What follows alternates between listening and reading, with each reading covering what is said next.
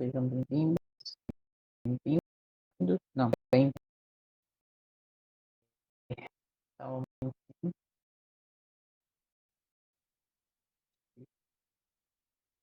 então, vamos dar continuidade. Vocês perceberam aí que a internet está pela misericórdia. Hoje nós vamos continuar, parágrafo 20 até o 30,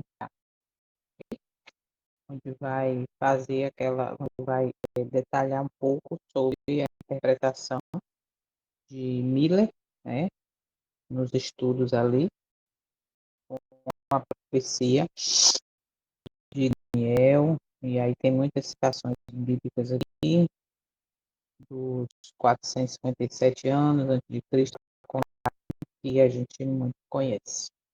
Então, reforçar ou relembrar algumas coisas aí, tá bom? E quando eu estava preparando esse material, a gente vê claramente que é um estudo bíblico, esse livro, né? Principalmente esse capítulo. Estudo do cumprimento exato tempo profético, como nós vimos, não tem tempo determinado para as coisas acontecerem. Isso é bastante importante para a gente não esquecer que o que está escrito vai acontecer no tempo determinado. E conhecer as profecias, os acontecimentos, vão nos lembrar exatamente cada acontecimento, vão nos mostrar os sinais, né, da brevidade do próximo acontecimento, podemos. Mas vamos orar. Santo e eterno, nós te agradecemos por mais essa oportunidade de estarmos aqui, estando, estarmos aqui conhecendo a história, reforçando, conhecemos como revelação, acreditamos na interpretação através do espírito de profecia, que é o testemunho do teu filho. Nós te agradecemos por mais essa oportunidade. Mais um dia começa e a promessa da tua misericórdia se cumpre na nosso desejo diante desta promessa da misericórdia. Possamos passar este dia como Enoque, como andando contigo, independente do que estejamos. Toma cada um aqui presente, cada família apresentada, com tuas mãos, para que, diante de cada verdade revelada nesses momentos, possamos ter os olhos abertos e humildemente desejar fazer a tua vontade, com a mortificação do eu, com a mortificação do orgulho de Laodiceia e, como Miller, dedicar tempo necessário, noite, dias inteiros, tanto conhecer a história, a revelação, principalmente preparo para a eternidade. Te agradecemos, Pai. Tu és bom e a tua misericórdia dura para sempre. Fica com cada um aqui, a família representada mais uma vez, os enfermos, pelos quais estamos orando, as famílias envolvidas nesse processo, como ontem pedimos pela moça, a Gabriele, tantos outros. Então, tem misericórdia. E o Senhor tem tido misericórdia. Nós te agradecemos. E também com as famílias enlutadas, e neste dia possamos mais uma vez tirar lições aplicadas como testemunho da verdade que se cumpre. Faça a tua vontade. Pedimos essas bênçãos e te agradecemos pelo nome do teu Filho, nosso Salvador, Messias. Perdão de todos os nossos pecados. Amém. Bem, vamos lá.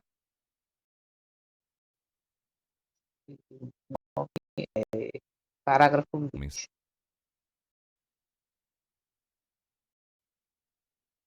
mensageiro. Dá a entender a visão. A encomenda devia ser satisfeita. Em obediência a ela, o anjo, algum tempo depois, voltou a Daniel dizendo: agora saí para fazer-te entender o sentido. Toma o sentido na capítulo 9, versos 22.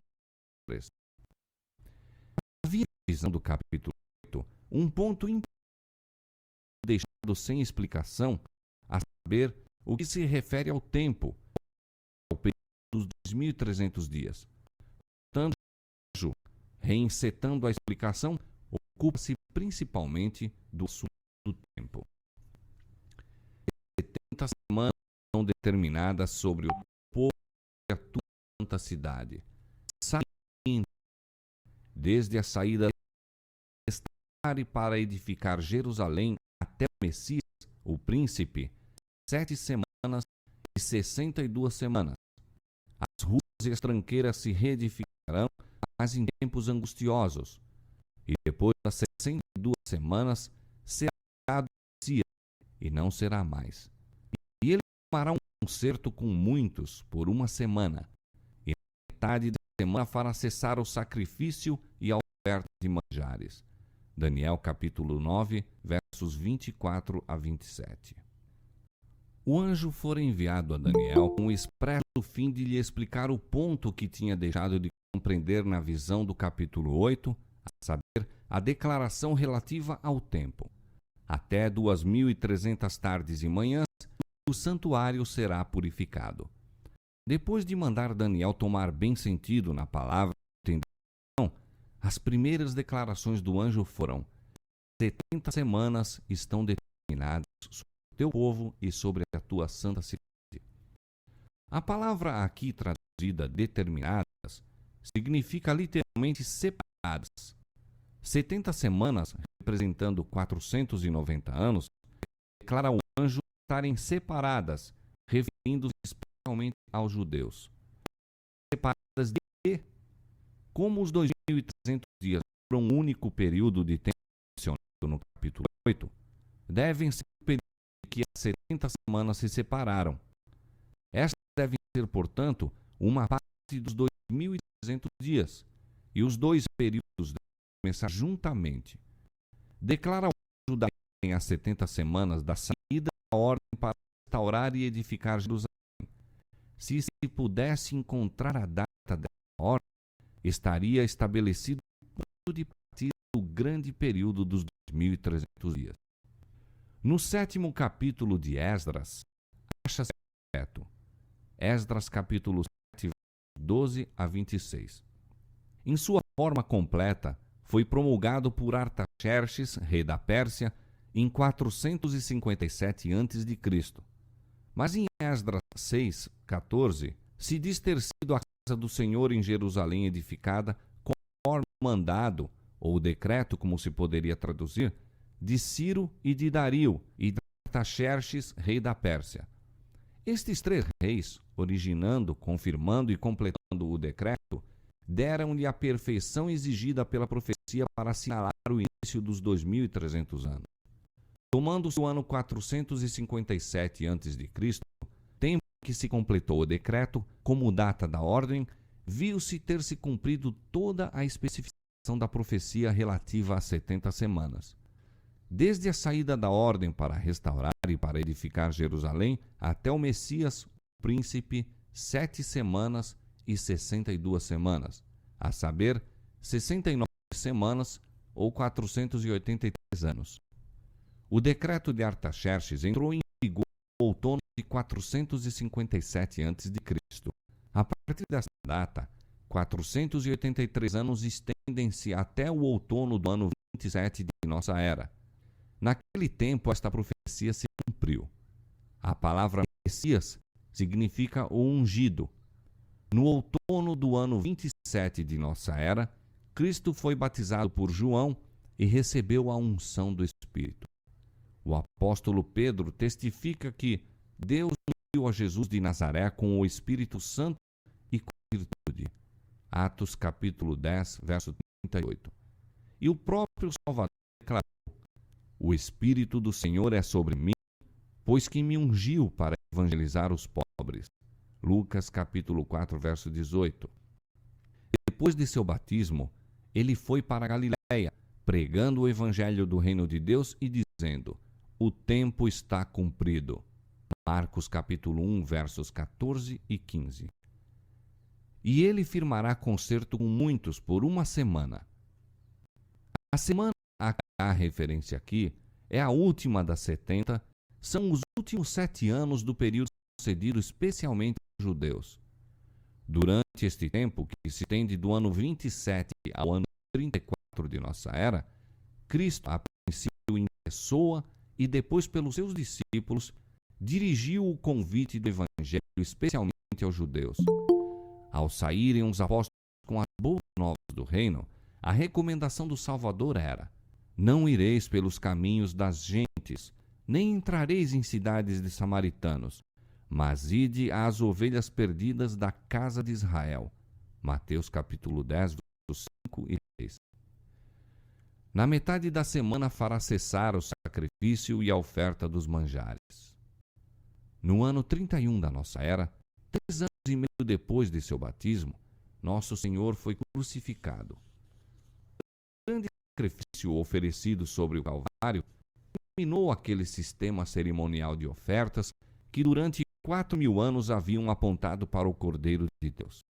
O tipo alcançou o antítipo e todos os sacrifícios e ofertas daquele sistema cerimonial deveriam cessar. As 7 semanas, ou 490 anos, especialmente conferidas aos judeus, terminaram como vimos no ano 34.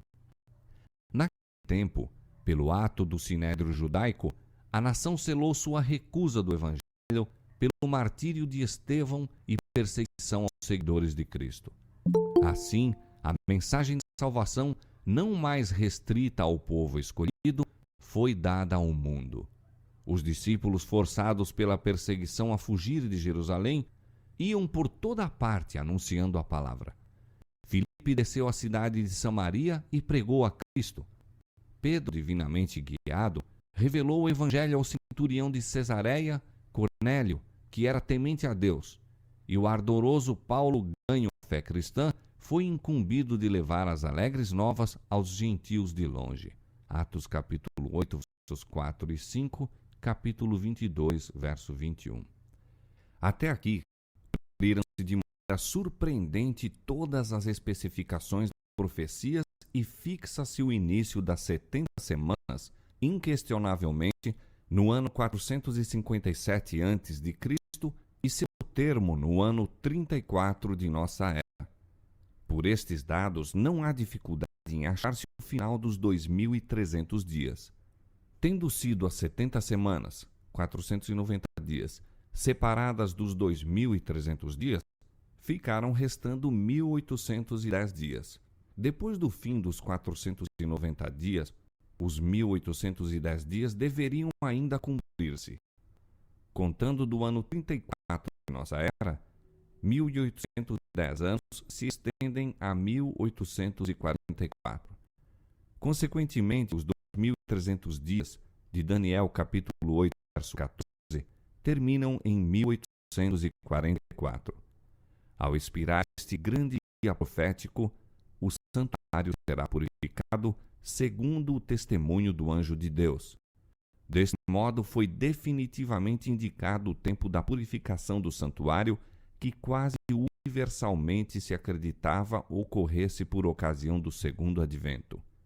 Miller e seus companheiros, a princípio, creram que os 2.300 dias terminariam na primavera de 1844, ao passo que a profecia indicava o outono daquele ano. A compreensão errônea deste ponto trouxe desapontamento e perplexidade aos que haviam fixado a primeira daquelas datas para o tempo da vinda do Senhor. Isto, porém, não afetou nem de leve a força do argumento que mostrava terem os 2.300 dias terminado no ano 844 e que o grande acontecimento pela purificação do santuário deveria ocorrer então. devotando-se ao estudo das Escrituras.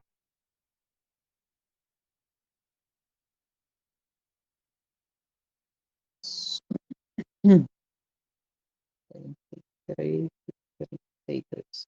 Observem que, como eu falei no início, nem tudo está aqui ainda.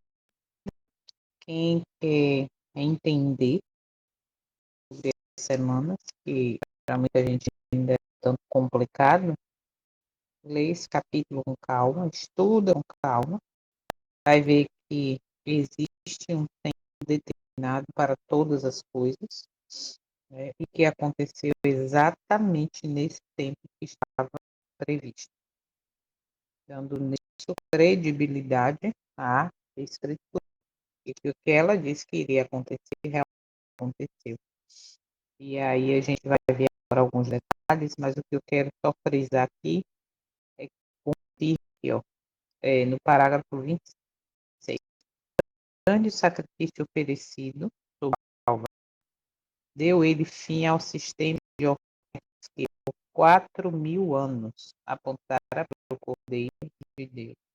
Então a gente pega esses 4 anos, ó, o nascimento, batismo, morte e tal, e contando nesse calendário que a gente tem atual, o 2025, então veja que a gente realmente tem um contexto dos 6.000 anos. Quando o calendário bíblico, aí está se completando. Então é algo para a gente ficar atento aqui, porque o próprio testemunho, a gente já viu em algum capítulo anterior sobre 6 mil 6.000 anos, anos, né? isso, como vai falar agora também mais adiante, novamente, 6.000 anos. Então, a gente tem que estar atento a esses detalhes, por quê? Porque apontam para a profecia e para o tempo determinado, ok? E paralelo, que a gente pode ver depois, do sétimo ano ou do sétimo milênio, onde ele se da Terra e tal, por aí vai. Então, dentro desse contexto, tudo do passado nos aponta para uma realidade agora do futuro. Alguém levantou a mão? Célia, fala, Célia. Bom dia, querido. Só lembrando, né, Jô, que essas ações de 6 mil anos, e foram 30 citações de Ellen White falando sobre 6 mil anos, né? O grande conflito, elas foram tiradas, trocadas por longas horas, né? Exatamente. Será que não tem por de esconder esse período conta para algo tão importante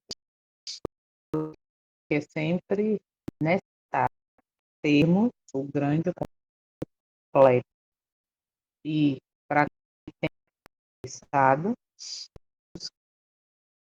se não tiver acesso, busquem através da grande controvérsia, grande conflito completo, como nós estamos tendo a oportunidade de conferir, né, através dessa leitura, porque estamos lendo o álbum, que é o livro O Grande Conflito mesmo, oficial, e a maioria de nós, eu creio que tem em mãos também a versão Grande Controvérsia, para confirmar essa realidade de si completa, tá?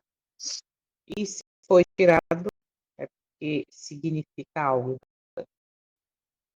Muito bem. Tirando o contexto dos 6.000 anos das versões atuais, né?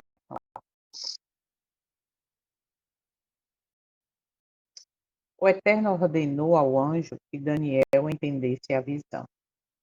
Então, a gente já pode começar aplicando aqui que o Eterno não deseja confusão espiritual. Ele quer que seu povo entenda as profecias. Por isso que é arriscado a gente pegar livros que não é que livros, na verdade, né? Que não estão completos, estão condensados porque isso pode causar uma confusão. Por exemplo, se eu sei que o tempo determinado dos 6.000 anos, né, é algo significativo, importante dentro desse quadro, vai me levar há uma revelação divina de algo importante, de um período profético, de um tempo determinado. Então, se eu tiro isso e boto por eras, entende? Então eu coloco outras palavras, ou eu tiro literalmente, então por quê, né? Por quê? Porque vai fazer uma diferença. E isso causa confusão, isso causa uma, posso dizer, uma comodidade de que não, não, aí não, sabe? Não mostra o tempo realmente do fim, não mostra a urgência da necessidade de entender que estamos em tempo de juízo. E tudo isso faz uma grande confusão, um esfriamento no sentido de que é uma cobração de buscar mudança, de buscar uma verdadeira conversão, entende? Então, tudo isso faz parte de uma confusão espiritual. Mas o Eterno tem uma revelação para mim e para você, que exatamente nos prepara para entender. O anjo Gabriel foi enviado especificamente para explicar o tempo profético. A gente já entendeu isso e sabe, né? Então, a profecia ela não é secundária. Ele usa seus mensageiros para trazer clareza sobre eventos finais. E é essa clareza que está sendo coberta, vamos dizer, está sendo, então, tá ficando curva essa clareza, entende? Por quê? Porque os eventos finais, vou repetir, apontam para o tempo do fim, apontam para uma necessidade de preparo, tá? Então, não pode estudar profecia, não. Aqui agora, não pode estudar sobre santuário, não é para falar essas coisas, certo? Então, a coisa fica muito séria. O ponto não explicado do capítulo 8 era o período das 2.300 tardes e manhãs. A gente conhece esse versículo, né? 2.300 tardes e manhãs e o santuário será purificado. E aí agora, sim, então ali ele não entendia ainda o que isso significava. E nós não devemos ignorar textos difíceis da Bíblia.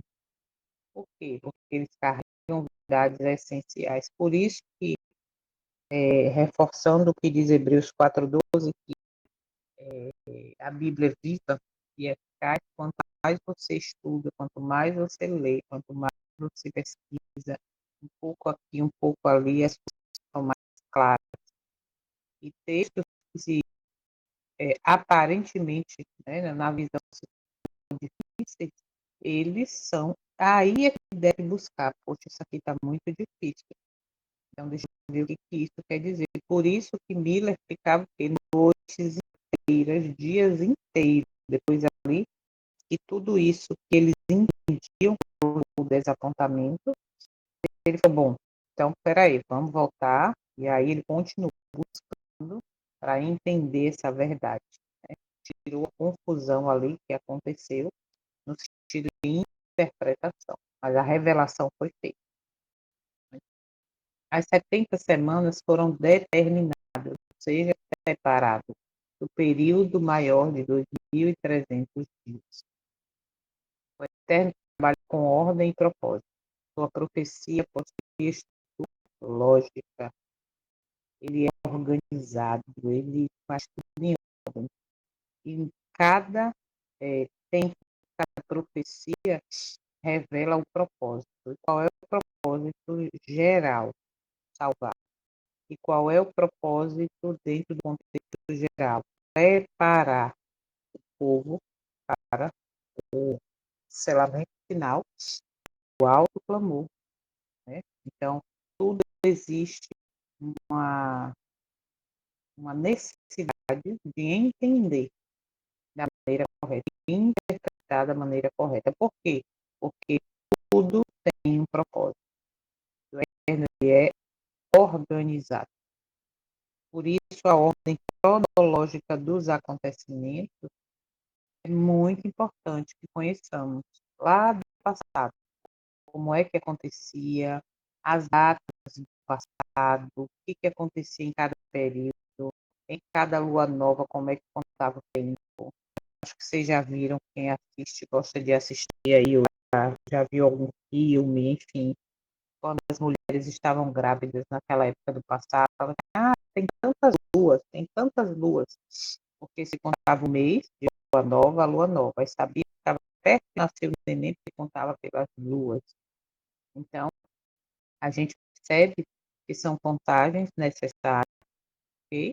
Por quê? Porque tudo determina um propósito, um tempo. Quando a gente vai para o santuário, cada coisa ali tem um significado, né? Uma simbologia que trazendo para os nossos dias, a gente percebe a necessidade de conhecer tudo isso. As 70 semanas pertenciam especialmente ao povo judeu. Era um sinal para ele, né? O nascimento foi um sinal, o batismo foi um sinal e a morte e a ressurreição foi um sinal. O apedrejamento de Estevão foi um sinal. No entanto, eles não, quer dizer, nem todos, né? Porque a gente sabe que dentro do povo ali, alguns estavam atentos, mas nem todos, ou a sua grande maioria, melhor dizendo, não reconheceram muitos sinais, não aceitaram, entende?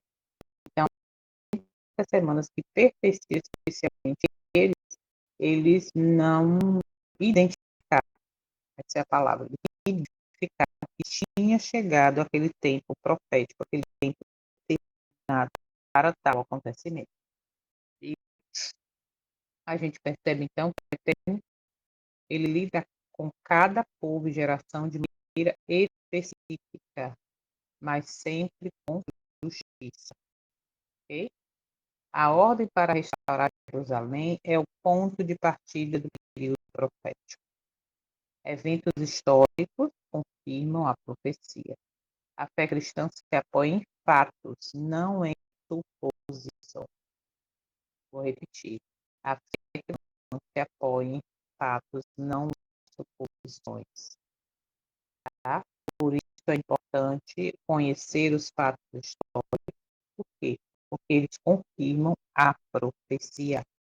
Como é que eu acredito que o Espírito de profecia, o testemunho de Jesus, os escritos de Ellen White são verdadeiros? Porque até aqui, tudo que foi escrito se cumpriu. E a história está sendo revelada através desse livro específico, né, que nós estamos estudando, apontando para os fatos que estão se repetindo. Para a gente perceber, bom, vamos voltar lá para o primeiro capítulo, predito destino do mundo, a destruição de Jerusalém. Se ali é um retrato do que vai acontecer, a história está se repetindo. Então, cada dia mais eu tenho sempre que estar lembrando do primeiro capítulo, da maneira que a gente viu, trazendo para a realidade dos nossos dias, porque nos mostra os acontecimentos, nos aponta para coisas que vão acontecer. Por quê? Porque já foi determinado, já foi revelado. Okay? Não viver com suposições. O decreto final ocorreu em 457, exatamente como registrado. Exatamente como registrado. A precisão da profecia fortalece nossa confiança na Bíblia. E essa confiança na Bíblia está sendo, infelizmente, destruída, diluída. Por quê? Porque se o povo não é levado a conhecer profecia, se o povo não é levado a conhecer que tudo se cumpriu até aqui, do jeito que estava escrito, nos seus tempos determinados, e aí o povo não conhece. A confiança que deveria ter não é firmada na rocha, por quê? Porque não conhece profundamente a profecia, porque não entende.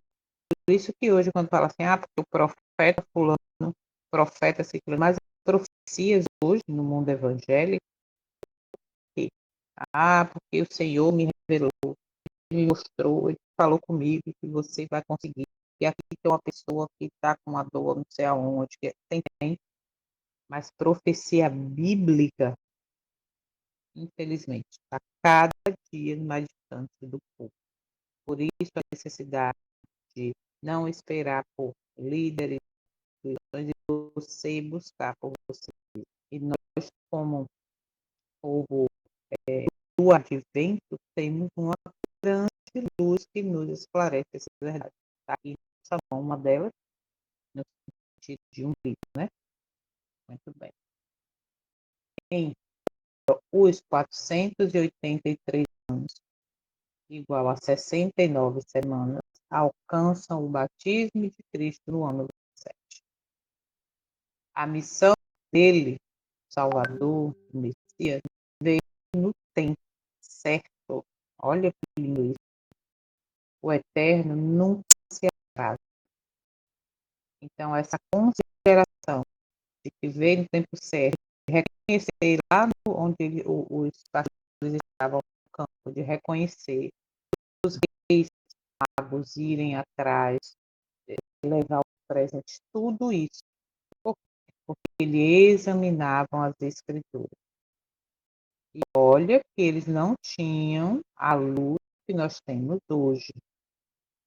Entende? Então, a importância, ao invés de ter o conhecimento, a leitura de que nas épocas passadas, né, quando fala dos 6.000 anos, quando a gente entende isso, quando a gente entende que aquele tempo, aquele batismo foi exatamente no tempo que deveria ser, aí a Bíblia fica mais crédito ainda, né? Ou seja, a história confirma a veracidade da Bíblia e mostra que o Eterno nunca se atrasa.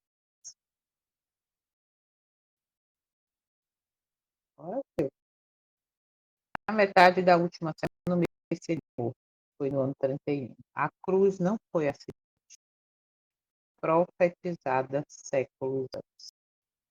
E que coisa, né? A gente vê isso lá no início, a gente vê lá Isaías 53, o cordeiro foi levado ao matador, como ele muda diante de seus torceadores, ele não abriu sua boca, nem o osso dele seria quebrado. O que estava escrito aconteceu exatamente.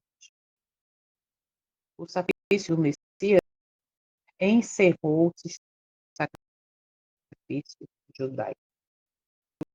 E vivemos sobre a nova aliança.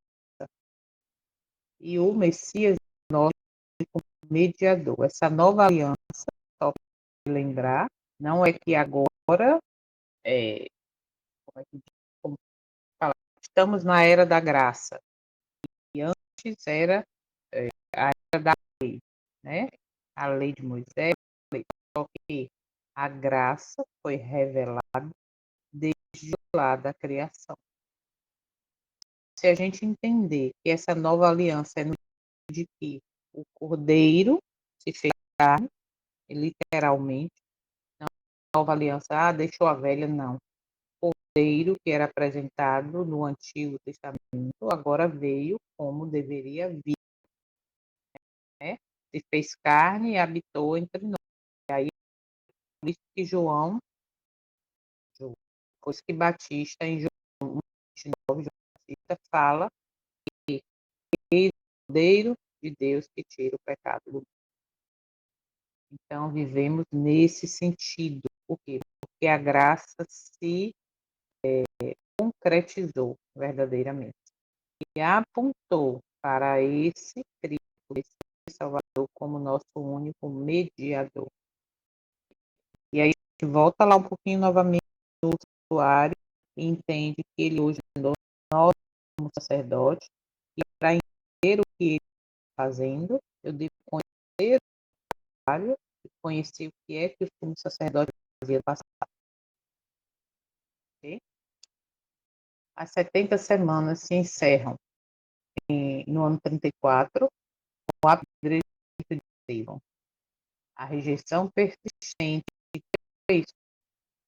A rejeição persistente da verdade endurece o coração de uma geração. E aí vai passando de geração em geração. será que nós estamos resistindo, rejeitando, melhor dizendo, essa luz que está sendo oferecida pela misericórdia? O que nós estamos fazendo com ela? Porque só conhecer não é o suficiente. Judas conheceu. Judas viveu, conheceu, dormiu, comeu, sorriu, pregou, viu milagre, viu tudo. Só conhecer não é o suficiente, ok? A mensagem, então, se expande aos gentios depois do apedrejamento de Estevão. O evangelho é para, o evangelho é para todos. Não existe povo excluído do plano do Eterno. A salvação é para todos. A Deus não retarda a sua promessa. Alguns julgam demorada. Pelo contrário, ele é longânimo. Não que ninguém se perca, mas que todos cheguem ao arrependimento. Entende? A gente entende que quem vai ficar fora da eternidade por suas próprias escolhas. Se a gente entender que a escolha que fazemos diariamente está sendo escrita em um livro e serão usadas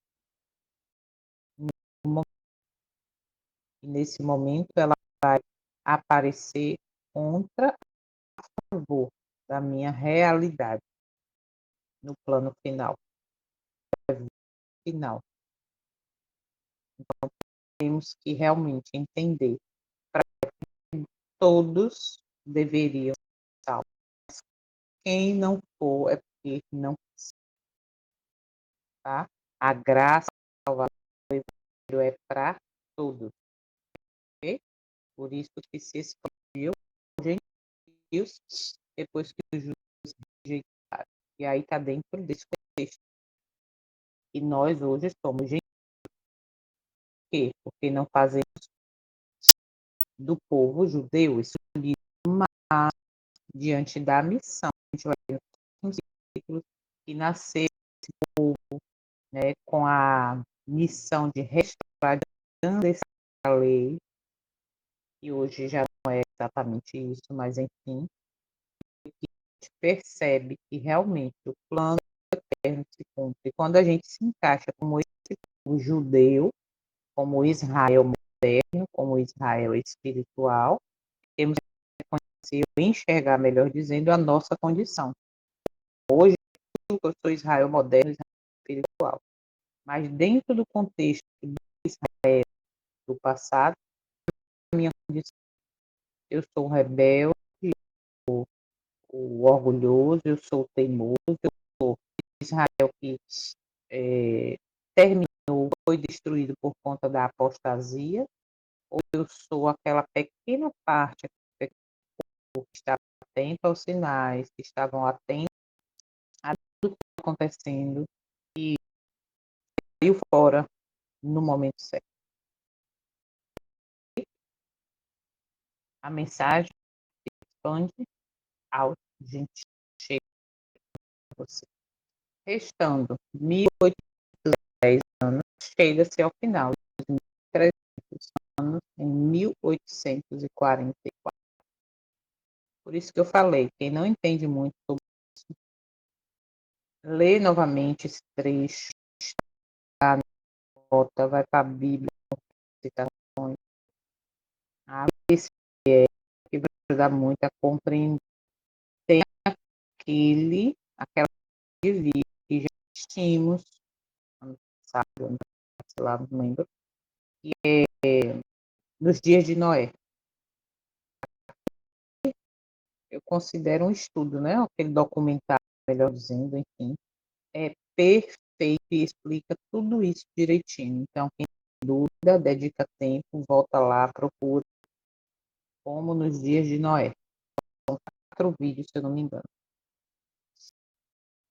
O profético aponta para a obra final de Cristo no santuário celestial.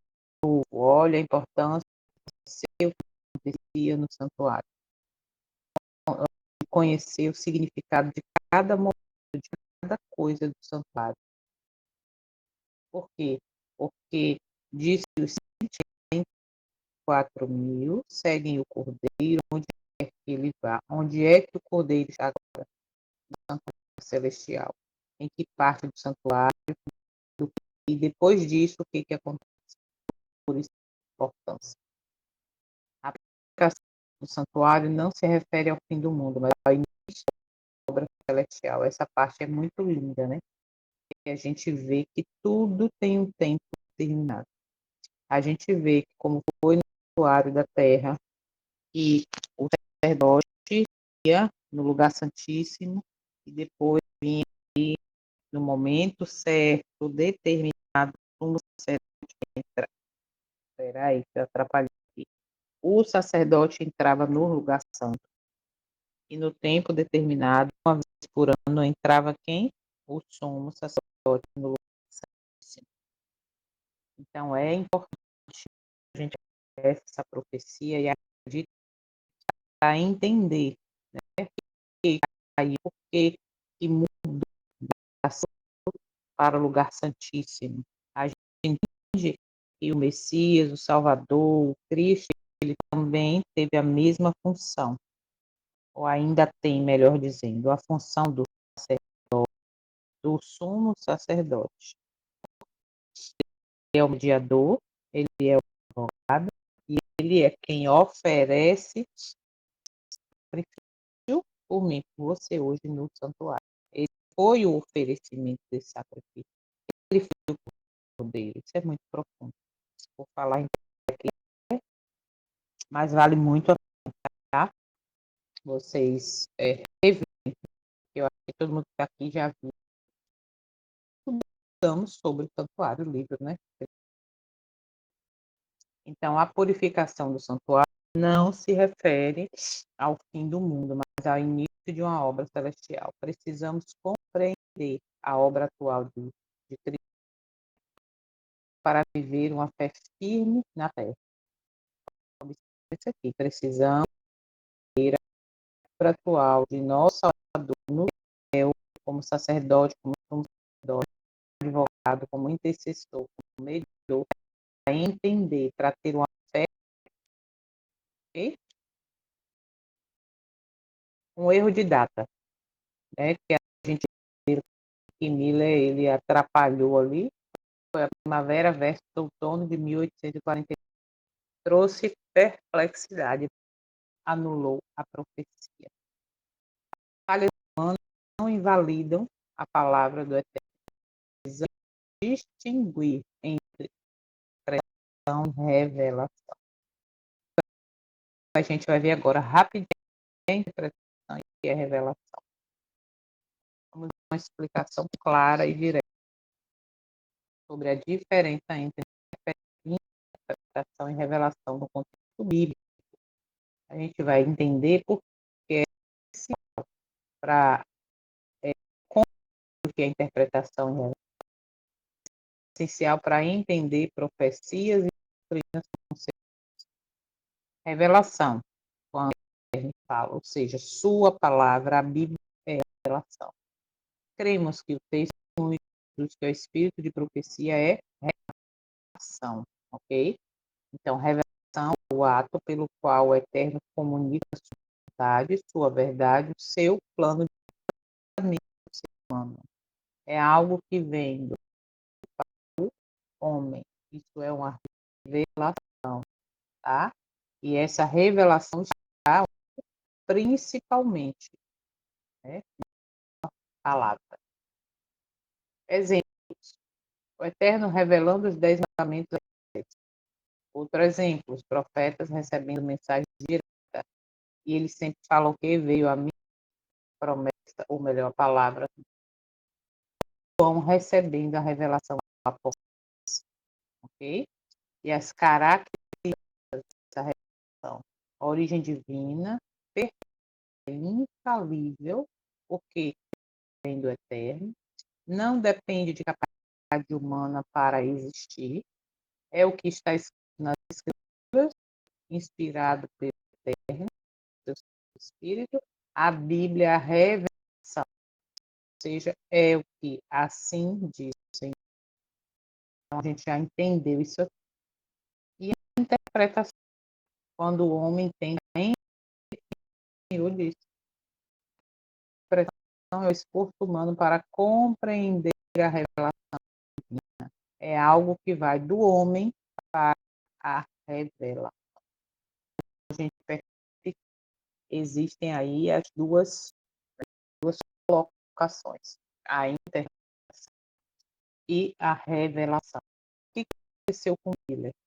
Ele teve a revelação, mas a sua interpretação, a gente vai ver no próximo parágrafo, foi errada em relação ao acontecimento. O que aconteceu naquela data? A data aí, tudo identificado, mas ao entender o que estava acontecendo, ele entendeu erroneamente, ele interpretou algo de uma maneira que foi correta. Exemplos, explicar o que significam as profecias de Daniel, entender parábolas que Jesus contou, definir doutrina a partir de textos bíblicos. Então, exemplo de interpretação. Qual a característica da interpretação? Origem humana, sujeita a erros, tradições do preconceito. Requer estudo, contexto, ação de texto, pouca ali, principalmente o Espírito Santo, que nos guia a verdade. A interpretação é a nossa tentativa de entender aquilo que o revelou na sua palavra. E por que essa diferença importa? A revelação não muda, ela é fixa. Quando fala 6.000 anos, é 6.000 anos, ok? Guarde isso. A interpretação, ela muda conforme entendemos melhor a revelação. Aí, quando você tem a revelação de o nascimento, o melhor batismo, 4.000 anos, e da conta agora, depois que ele nasceu, né, depois que morreu, batismo, etc., 1.000 anos, a gente entende que está próximo aos 6.000, ok? Erros teológicos, desculpa, erros teológicos na interpretação, não na revelação. Por isso, que aconteceu com Miller, ele interpretou o acontecimento, entendeu a data, só que o evento foi, não, foi errado. A palavra do Eterno é perfeita. Nossa leitura dela não é. Isso, mortificação do erro. Por isso, a necessidade do Espírito Santo para, ok? Para a gente entender, finalizando, a profecia dos 2.300 tardes de manhã de Daniel de 14. Qual a interpretação? O entendimento humano sobre o que significa a purificação do santuário. Qual é o santuário? Quando começa o texto eterno é perfeito. Sobre ele pode estar que existem várias, ou melhor, algumas interpretações sobre essas datas. E até muitas não, porque poucas instituições têm esse cair por não entender de fato como é. Então, a gente vê que algumas delas realmente são erradas, não só no sentido das 2.300 tardes e manhãs, como no sentido do arrebatamento, do milênio. Então, tem muita coisa que realmente a compreensão humana pode estar errada. Por isso, a necessidade de voltar sempre à palavra com oração e humildade. Ok, reconhecer que não sabemos tudo, dependência para a interpretação, discernimento, separar Bíblia, que é a revelação, de opiniões humanas e interpretação. Por quê? Porque quando eu digo a minha opinião com o que eu acho, eu vou pegar trechos soltos, separados, para detalhar. É igual aquela história de Pedro. Ah, hoje pode comer de tudo, carne de porco, tudo, por quê? Porque lá em Atos, Pedro que tinha lá vários tipos de animais, e aí veio a ordem de mata come. Ah, mas se eu esse, mata come. Então hoje eu posso comer de tudo. Porque eu estou buscando não mortificar o erro, não estou vendo o contexto disso, e aí sim, a interpretação falha, quando você entende exatamente o que quer dizer aqui. Então, a segurança está aqui, a revelação, mesmo quando as interpretações falham. Mas isso então, nós vimos que esse trecho revela o futuro com precisão. Guias que buscam sinceramente e cumprem seus propósitos no tempo certo. O tempo dele não erra, não falha.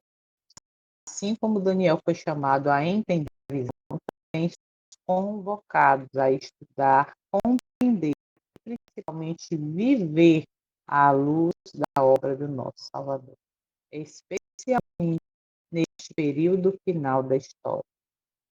Este tempo que nós estamos vivendo, primeira de glória que é chegada a hora do seu derrube Babilônia, suas práticas de sua vida. Assim você estará preparado para não receber a marca da besta. Então, você veja que tudo é um contexto real para nos alertar, para abrir nosso. Ok? Algum comentário, alguma observação? E a gente encerra aqui essa parte. Vou repetir. Quem tem dificuldade, leia em oração, estude em oração esse capítulo, esse trecho, esse material, veja novamente, tá? É a gente entender isso, para não sermos enganados, para a nossa fé ser pura diante do está escrito. Algum voluntário para fazer a oração final?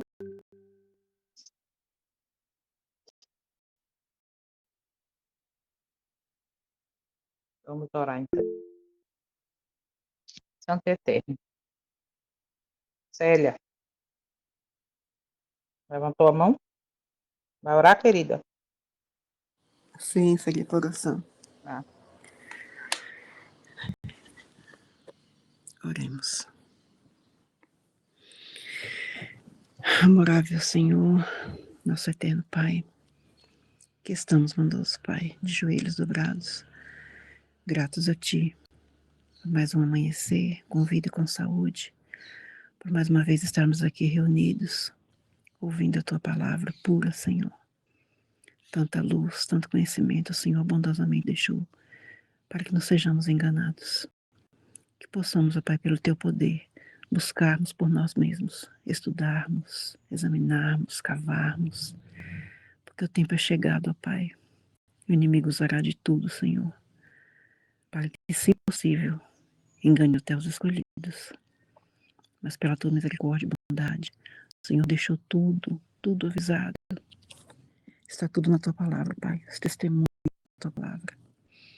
Dá-nos esse desejo no nosso coração, esse prazer de buscar a Tua palavra, de estudar, porque o Senhor falou conosco. Coloca isso em nosso coração, Senhor. Dá-nos um dia na Tua companhia, nos leva nesse dia, Pai, que os nossos pensamentos, nossos sentimentos estejam voltados para o Senhor. Espírito Santo, esteja conosco, Pai, durante todo este dia. Mais uma vez, ser com cada um aqui da família representada neste grupo. Que a cada dia possamos ter o desejo de buscar mais e mais em nossa vida. Te pedimos, ó Pai, em nome do Teu Filho amado, Messias. Te agradecemos por tudo. Amém, Senhor, e amém. Amém. Bom dia, bom dia, bom dia. Daqui a pouco eu boto o link do PDF. Bom dia. Senhor, te abençoe e te guarde. Bom dia.